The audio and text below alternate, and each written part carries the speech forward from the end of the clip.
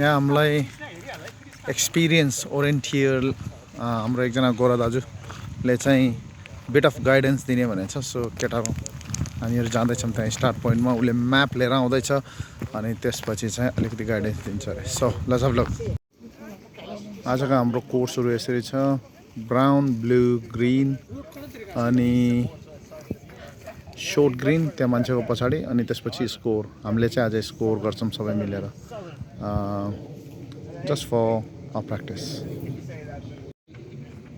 My name's Colin, another Colin, there's lots of Collins today. Too many Collins. I'm ex-serving, I'm one of the Army Orienteering coaches, so I'm the qualified British Orienteering coach, and I run the basic skills courses down the Longboard. Okay, we have them sort of 3 or 4 times a year as when we get in there. And that's a 4-day course where they do basic orienteering from nothing at all right the way up to come to army events like this. Okay, so who's never done this before? No? Barely done it. You've barely done it, okay. And you've done it, I've seen you before, I've seen you guys before. Okay, so the main thing that's different really is you've got the map, okay, and what you're going to be doing out on the ground. I'm not saying forget map reading. Map reading is slightly different. Orienteering and map reading, we're using a map the same, but the skills that we're going to use for orienteering are slightly different to what we can do for map reading. Map reading is you're sitting down, taking your time, taking on the bearing, looking on the bearing, marching on a bearing 2-3 kilometres. Okay, the map here is only not even a kilometre wide. Okay, so the map itself is a 1 in 5,000 scale map.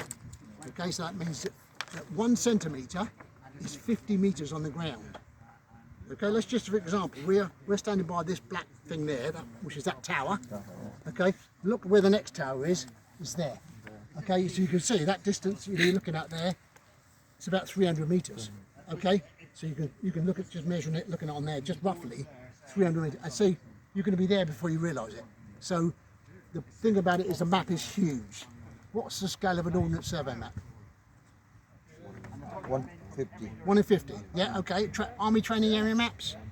125. 125. Okay, so you're using a 1 in 5. Okay, which is as big as it gets. Okay, 1 in 5. Normally, for most orienteering events, we use 1 in 10. That means it's 1 centimetre is 100 metres. Okay, so obviously we're using 1 in 5, 1 centimetre is 50 metres. So you're going to get there very quickly. Okay, the controls that you're not on your map there are quite close together. It won't take you long to get there. Okay, so that's the difference, the scale. Okay, the next difference is how much detail there is on the map compared to an Ordnance Survey map.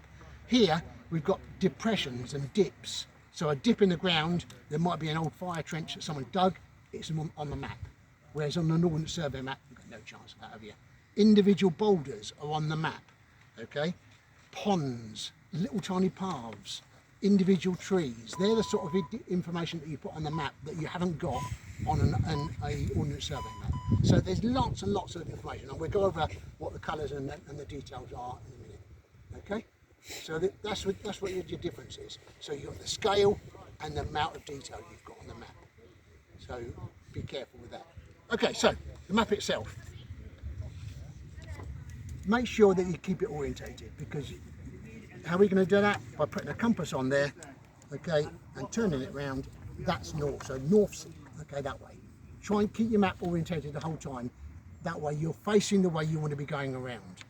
Okay, so turn your compass around like that, and then the needle will turn up. If we're standing where I'm standing now, we're looking which way? West. East. West. Yeah. East behind us, north. Okay, we don't really need to know north, south, east and west all the time, because when we're going on our route, if we're going to run down the track, we're going to turn left or we're going to turn right. We're not going to turn north, south, east or west. We're just going to turn left and right. Because the map's orientated, if I'm running a path that way and I want to go off to the right, that's the way I'm going to go right. I'm not going to say I'm going to go west. You don't need to say that. Okay, so you just need to know whichever way you're facing, that's the way you're going to go off. Okay, so the yellow area on the map is what it is there. Open area, okay, sandy open area. You see all the little dots in there on these areas here? That means it's loose sand, hard to run over. Okay, so when you're running over those areas, it'll be a bit tougher than it is normally. Okay, so that's the tougher. But then the other yellow areas are much the same. They're just open areas. See how it's open? Okay, completely open. And there's also dots along the side of it on this bit. Yeah. That gives you a distinct boundary between the open and the wood, which you can see. There's a distinct boundary. It doesn't just gently fade. You're either in the wood or you're in the open. Okay. Other areas, like over here, it's not so distinct. It probably is a bit more distinct than it looks on the ground, but sometimes they sort of merge together. Okay. So that's the yellow area all the way around. So it's an old driver training area, vehicle recovery area. So the rides are quite big. White means wood. Okay, on Ordnance Survey map, green means wood and white means open area. So don't get it, start getting that. Remember now, white is wood, but white is that sort of wood, runnable wood. You can see through it and you can run through it. Okay, because we're standing over here, you can see through this wood, you can see through that wood. Okay, where it's green, it's dead thick stuff. It's a little bit like the bit over the other side there. A little bit like it's generally the trees are closer together. It could be gorse.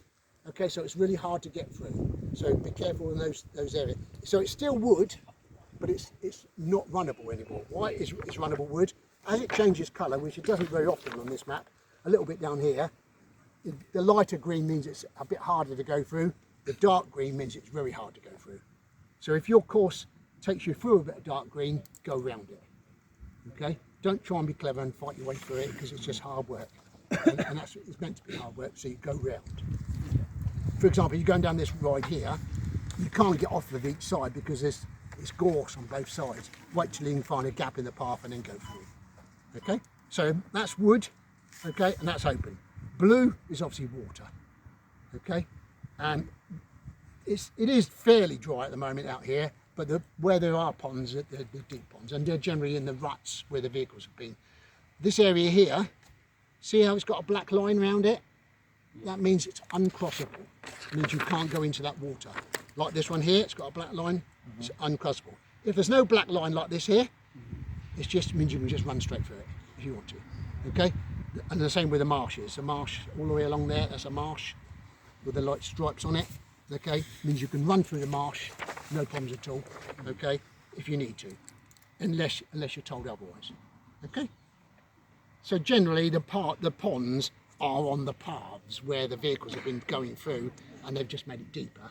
Okay, so because they were armoured vehicles, they scooped the vehicle out, scooped the tracks out, and it made them deeper, so the water's there. But it's fairly straightforward.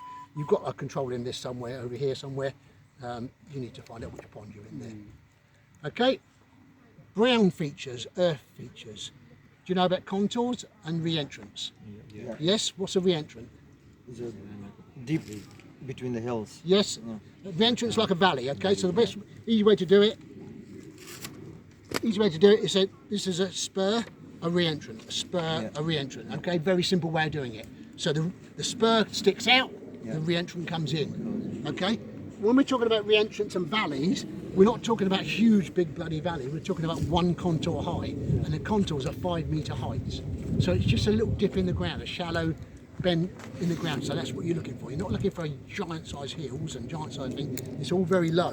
If you look here, look at your contours. There's not many contours actually together. So it is very, very low area. It's just gently rolling. Okay. Over that side, there is a bit of a dip. Okay, which is over this here. But that's about the only area where it is like that. Okay, so that's brown is contours. Also, little brown dots, which is a knoll. Do you know what a knoll is? It's a mini hill, like a small hill. Okay, so a bit like if you look at those one behind you over there, just or just like this as well, isn't it? Yeah, like this. Yeah. It's like similar like that. Okay, so that's a knoll. Okay, which is a brown dot. It could be a ring contour, which means it's a bigger one. And I think you've got a control over there somewhere. You want to look at these little ring contours over here. Okay, that means the hill's a bit bigger. That's all it is. Okay, where there's a little V shape, like that there. Actually, look where the start is, or where the triangle is on your map. That shows you there's a pit. Okay, that means there's an old trench that's been dug and hasn't been filled in. If it was a smiley face like a U, like a big extended U, it means it's a natural hole in the ground called a depression. Okay, so that's the difference. It's either a man-made pit or it's been dug. Sorry, it's either a tree might have fallen over and it's eroded there. Okay, these big long square things here, okay, you've got a control in one of those. They're where the vehicles have driven in, okay. Some of them have got water in, some of them haven't, but that's the same sort of thing. So they're just square holes in the ground really, and because you see where the vehicle drives in, it was sort of camouflaged into that position. Black is man-made generally, so we've spoken about the pylons. You can see there's 3 pylons and then one right the way down the bottom. Generally, they're you can see them. So it goes down, and then it bends around slightly. The wires themselves aren't on the map, but the pylons are. Okay, so you can see there's a ride goes all the way down where the pylons are, because the pylons don't go in the middle of a wood. They're always in the open. So there's a strip of land where the pylons are. Okay. The black tracks, well, in fact, anywhere like this, for example, where that ride was there, where that ride is, it's got a path on it. The fact that there's not a path marked on the map, yeah, that's a bit neither here nor there. There is still a path going down there. There's a path going down there. There's a path here, okay, but there's not a black line showing you an individual path, okay. Where the actual paths are, where they're marked individually, they're obviously more defined, because that's just an open area with a path going up it, because people generally go up open areas, okay? So where they are big black lines, big thick lines, the bigger they are on the map, the bigger they are on the ground, okay? If you're looking for like these little tiny skinny little ones over here, they're going to be small little skinny ones on the ground, okay? So be careful, look for the big ones. And look here, you know, there's paths all over the place, okay? Be careful that make sure you're on the right path, okay? Black dots are boulders. So there's a whole bunch of boulders there, and a black triangle is a group of boulders. So where the black dots are, they're individual ones. Where the triangle is, it means there's more than one. Okay. Some of the controls you're going to have got black dots. Okay. For you to go to. What else we need to look at there? I think we've probably covered most of that. There is this symbol here is an earth wall. Going along here, and an earth wall comes from bottom up over the top and back down the other side. An earth bank, which is this symbol here, see that symbol along there? An earth bank has got a top and a bottom. Okay, so you could be at the top of the bank or the bottom of the bank. An earth wall goes over, and when we're talking about earth wall, we're not talking huge big walls. It's an old. It could be like this, but it's a straight line, and it's just a lump on the ground. So it's not necessarily very big. Okay. Let's have a quick look at your description. Let's just go through on the depression, re-entry. The description tells you what the feature is and where the kite is. Okay, so you're looking for an orange and white kite, like that one that's through the trees there, you see it through there. Start point. Okay, the start point. But it's got a post on it with a number. Okay, and that's the number that corresponds on here. So number 1 is 30. When you get there, it will say 31. Okay, and you've got your EMIT card. You haven't got an EMIT card? Yeah. So you get your EMIT card, you put it on, and it records that you've been there. And then you go on to the next one. Okay? Yeah. So let's have a look at your maps. Let's have a look at a route. Okay, so you're here. Okay, you've got, how long? 1 hour. So you've got 1 hour to get all of those, or as many of those as you can. Okay? It's up to you how many you get and which way you go. Yep. So the first thing you've got to do is make sure you've got a way of timing yourself. Yep. Okay? As you go through the start your timing, whether it be on your watch or on your phone or whatever. Okay, and then you've got to decide yourself, where am I going to go? Which way am I going to do it? Because they're not joined together, so it's up to you which way you go. Okay, if you want to take a pen and then draw a line, so the triangle is the start, the double circle is the finish, which is just up there. Okay, so most of the controls are down that way, aren't they? Yeah. Okay, so you've got to decide which way you're going to go. You know, an ideal way perhaps go down there and wiggle your way through, you know, and perhaps miss the ones in the middle. Unless you're really, really strong, and you can do the ones in the middle. If you're a beginner, stick to the outside, because that's the easiest part of the map. If you start messing about in the middle, you could be all over the place. Keep an eye on the time.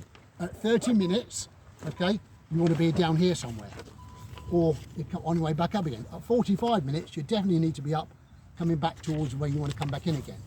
Okay? And then when you get back here, stop your watch.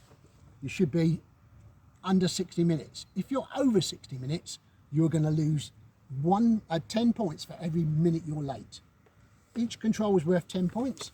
So if you're 2 minutes late, 20 points gone. That's 2 controls wiped off straight away. Okay, so don't be back late.